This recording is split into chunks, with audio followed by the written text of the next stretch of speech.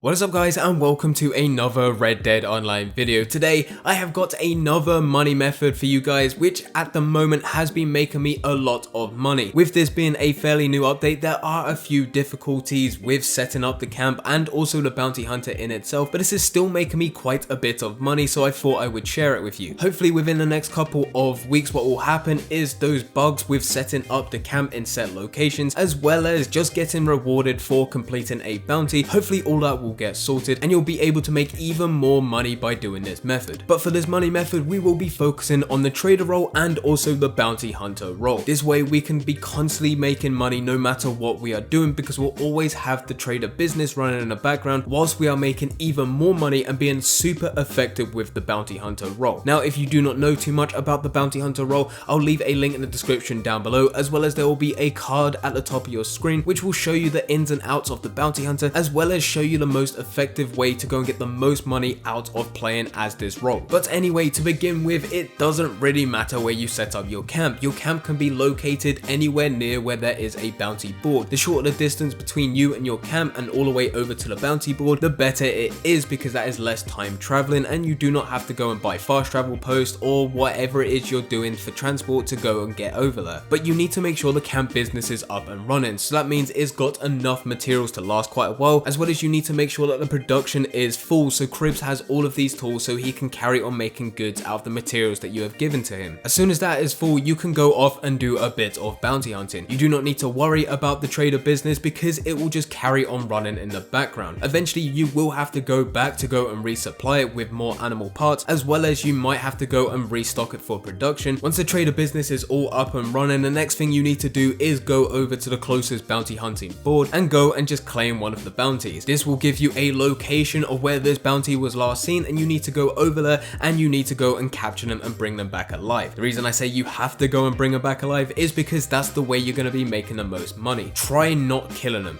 There are actually easy ways around this. A big problem with going to bring them back alive is that they'll try to escape every couple of minutes, and this does get very irritating, especially the fact that we are also going to be trying to do other things whilst we have that bounty on the back. So an easy way around this is, once you have lassoed them for the first time, they're laying on the floor, all you need to do is go over to their face and you just need to go and kick them in the head a few times. Yes, I know it is absolutely brutal, but this will knock them out and this still count as bringing them back alive, but you do not have the problem of them jumping off the back of your horse every couple of minutes. The next thing you want to make sure you're doing is not bringing them in straight away. Bounty hunting is very similar to stranger missions and dynamic events. The longer it takes to go and do a mission, the more money, the more gold, the more XP you get. So what you're going to do is wait until the last 2 minutes. Once that timer hits 2 minutes or less, that is when you go and deliver the bounty that you have on the back of your horse. You should then be able to go and get the maximum amount of gold, the maximum amount of money, and also the maximum amount of XP. That should be anywhere between $15 to $18, around about 350 to 450 XP,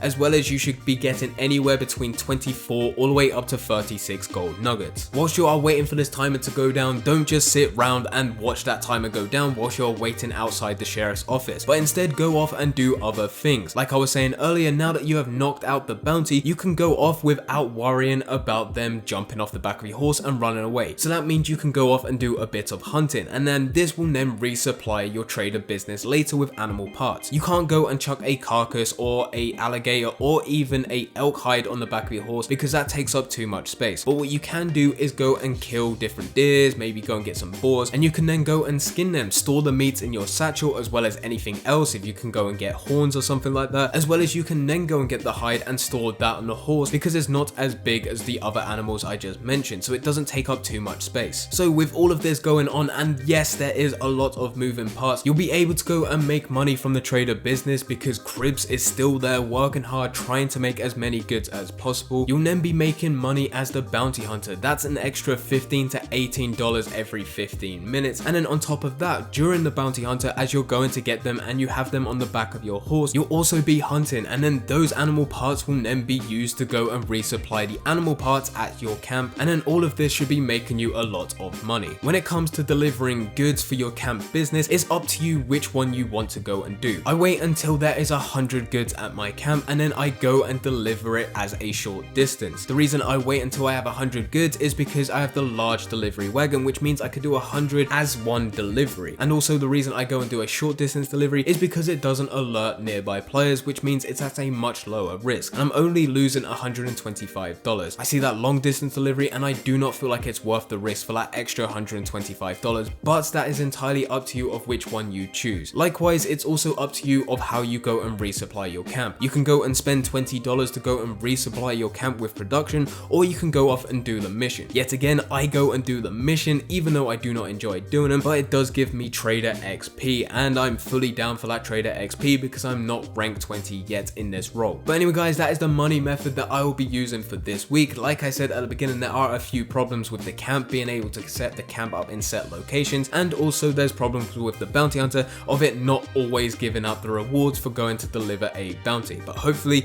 those will get fixed in the next couple of weeks and this money method becomes even better. As of right now, I'm still able to make a lot of money with this role even though there are those problems in place. But anyway guys, I hope you guys did enjoy. If you did enjoy, don't forget to leave a like and subscribe, but for now I'm going, so see ya.